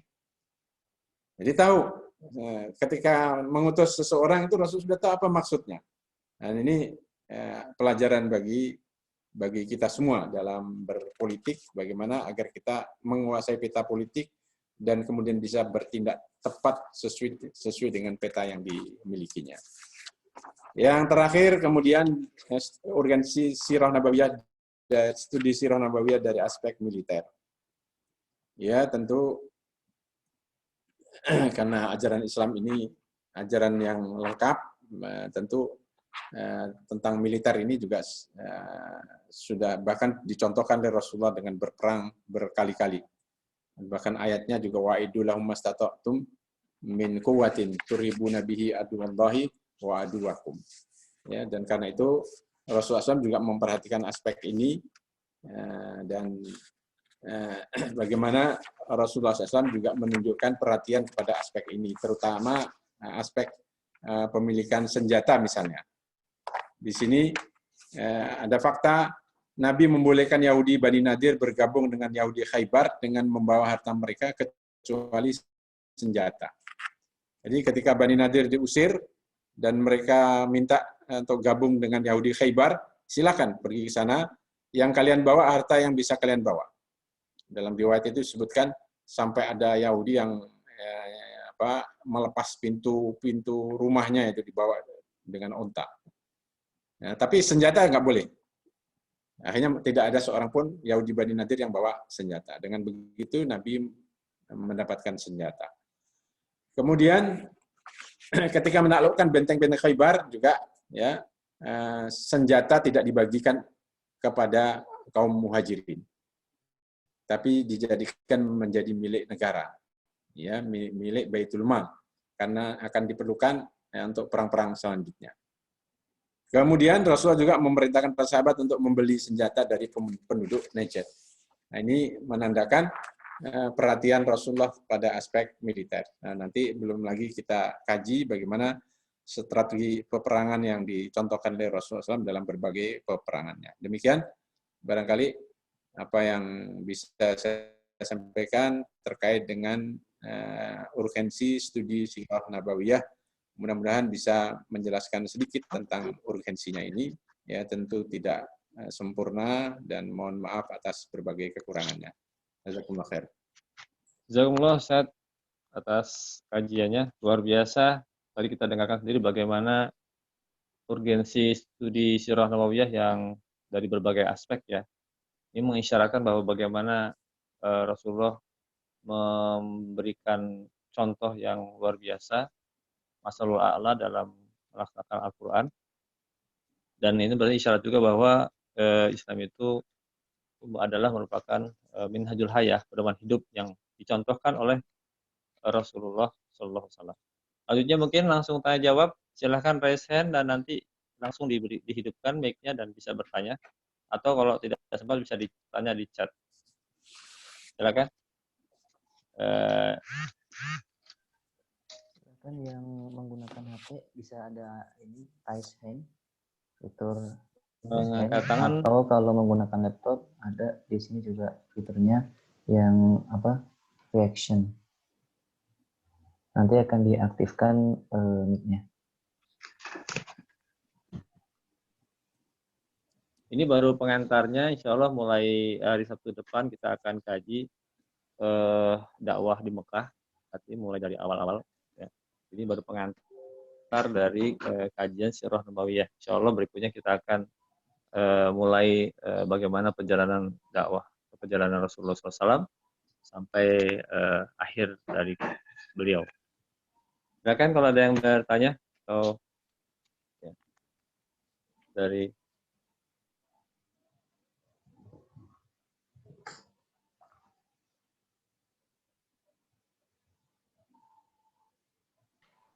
Ya, terdengar suaranya, Ustaz.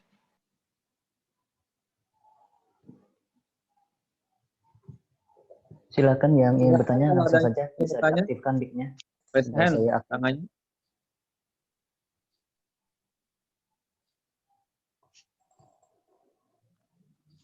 Jadi pengantar dari studi surah Al-Mabiyah, insya Allah pekan depan akan dilanjutkan dengan materi berikutnya itu dakwah di Mekah. Tafadhol.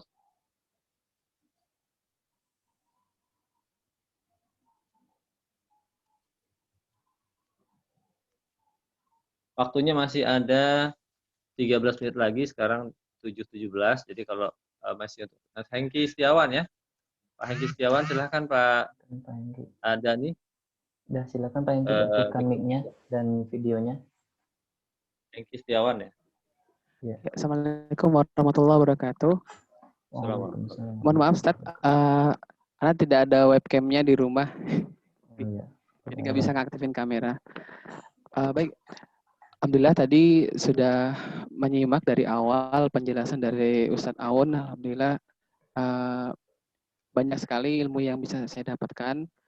Dan ini Ustaz, tadi tuh di slide yang ditampilkan itu kan dari sejak awal kan sepertinya bagus ya materinya, cuman mungkin terkendala dengan poin-poin yang masih pakai bahasa Arab gitu. Ustaz.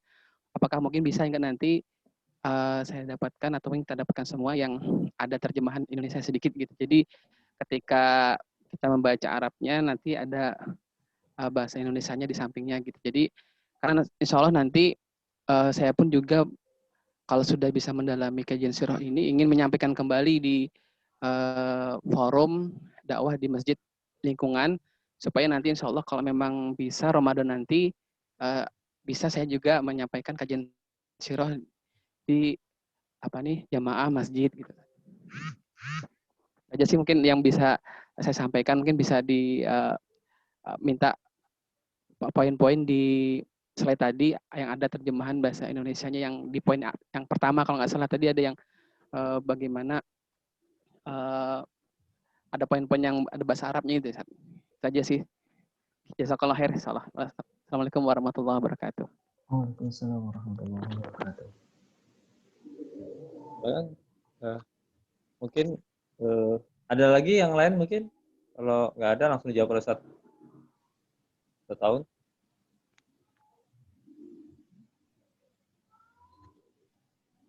Ini ada yang menanyakan di chat. Mohon maaf mengenai dari Satyana, maaf ini Bapak atau Ibu saya kurang tahu. Assalamualaikum Ustadz, mohon maaf mengenai kisah nenek Khadimah masjid yang meninggal, adakah dalam riwayatnya? Menurut saya perlu karena khawatir ketika saya sampaikan kepada yang lain ada pertanyaan seperti itu. Terkait riwayat yang tadi kisah tadi Ustadz, terkait nenek-nenek riwayat itu, kisah ya, nenek-nenek Khadimah yang di masjid yang meninggal. Itu riwayatnya ada.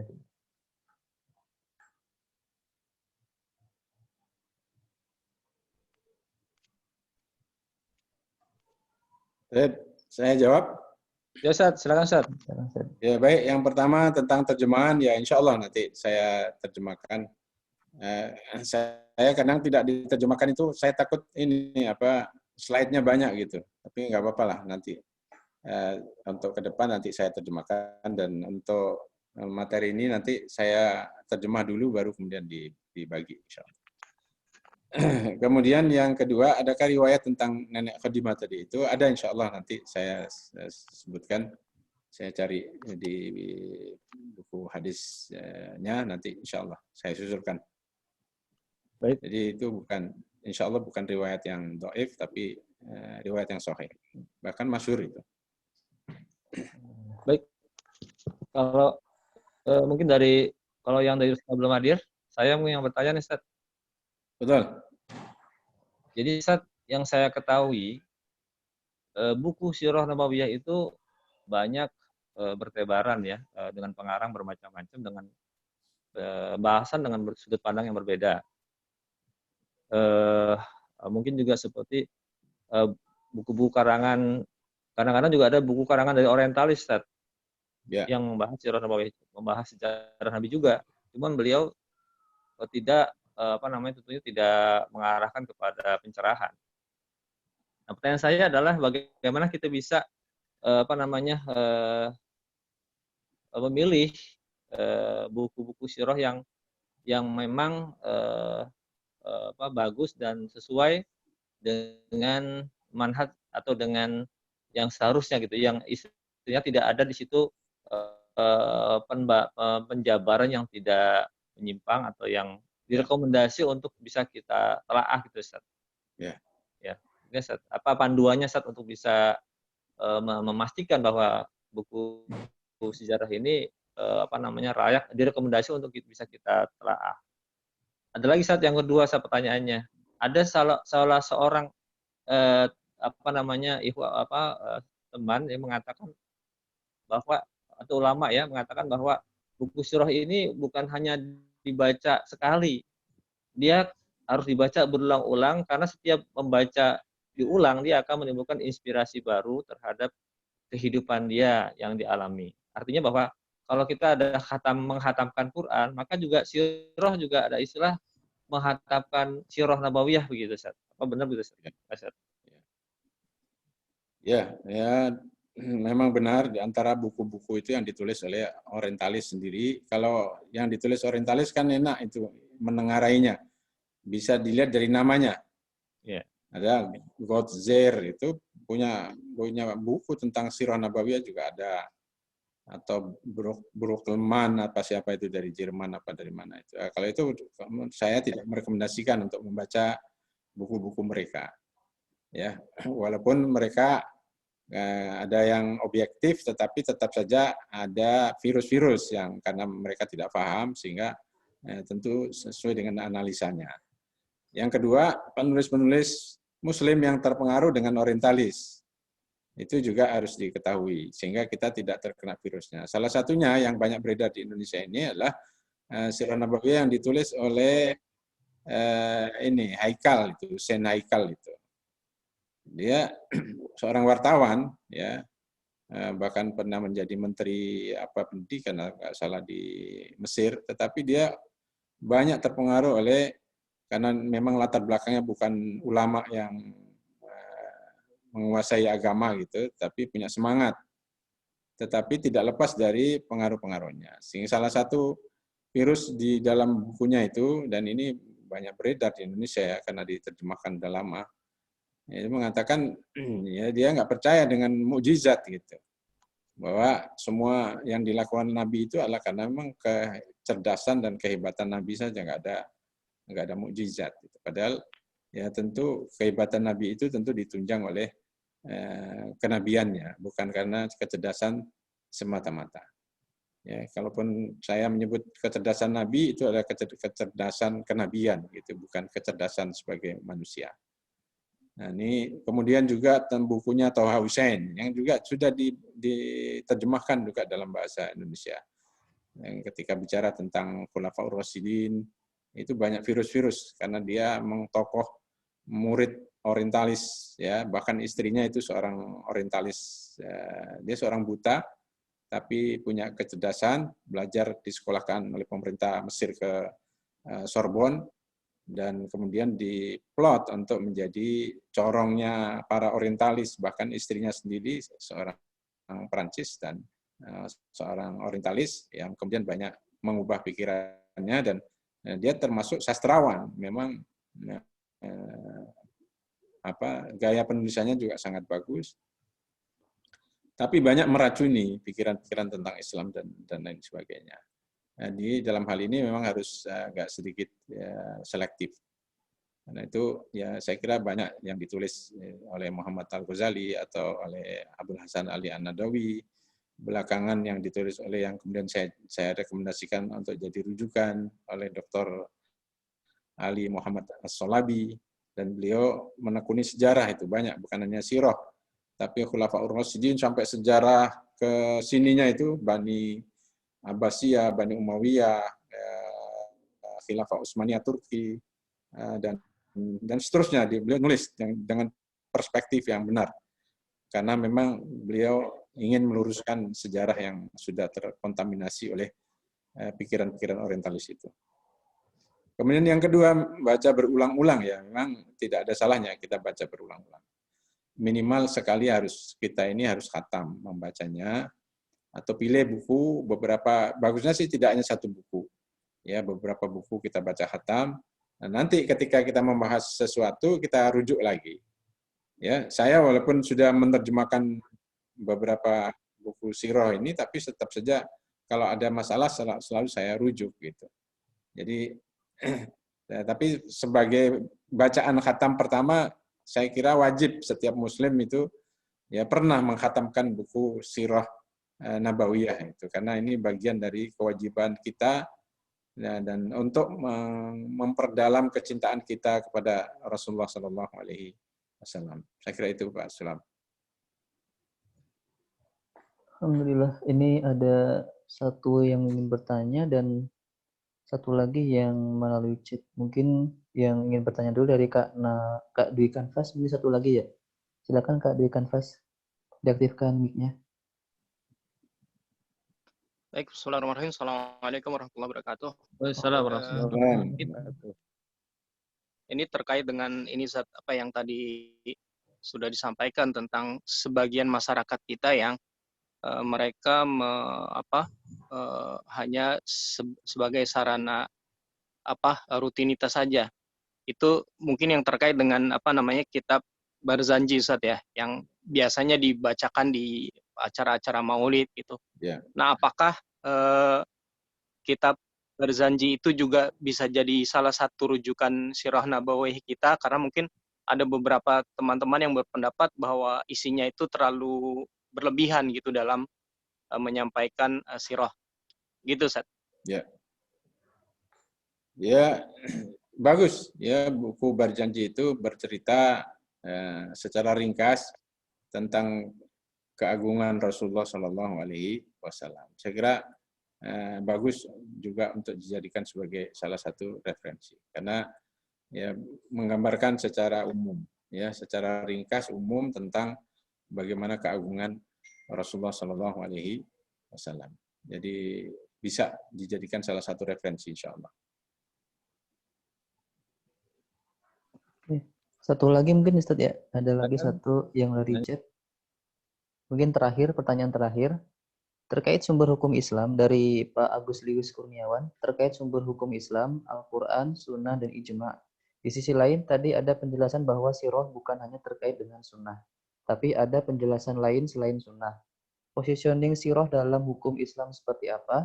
Dalam contoh tadi, Ustaz mencontohkan kasus di Australia dan kasus kelompok Islam yang menganggap saat ini adalah fase Makkiyah dengan segala hukum yang berlaku di Mekah. Ya.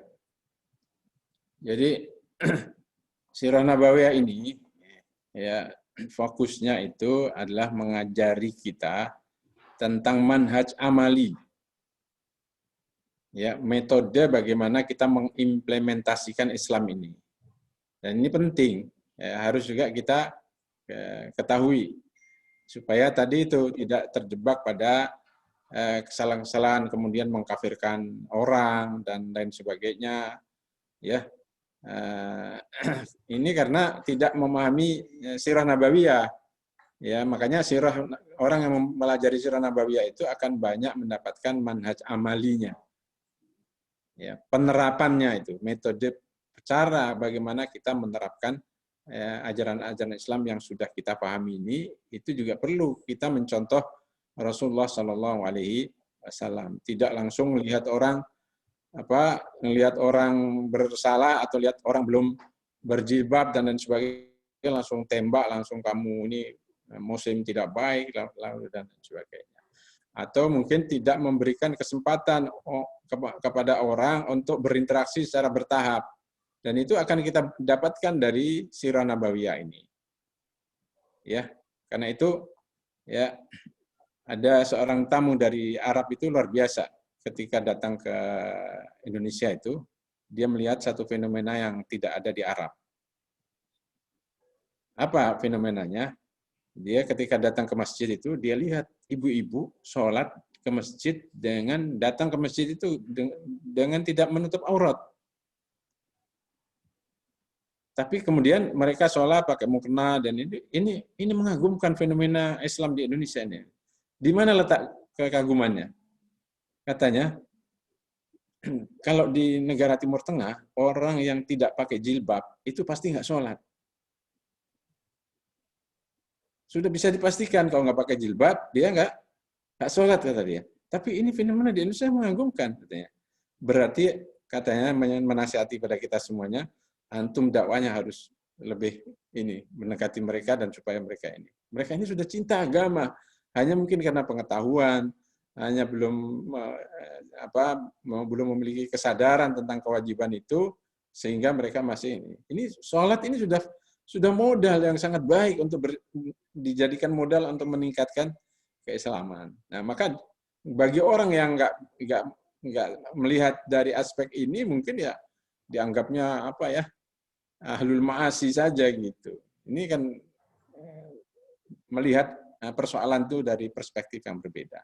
Dan ini kalau orang mempelajari sirah, insya Allah dia akan mendapatkan fleksibilitas itu dalam melihat persoalan. Saya kira itu di antara positioning sirah nabawiyah ini di dalam ajaran Islam ini. Yang di chat, ya, jazakallah Ustaz atas taujihnya dan kepada seluruh peserta yang telah hadir. Alhamdulillah, kupas-kupas buah manggis, puas nggak puas waktunya habis. Ya, selanjutnya kepada Ustadz Aun mungkin bisa menutup acara ini dengan doa. Kita tutup dengan doa, ya. Bismillahirrahmanirrahim. Allahumma shalli ala sayyidina Muhammadin wa ala alihi wa sahbihi ajmain.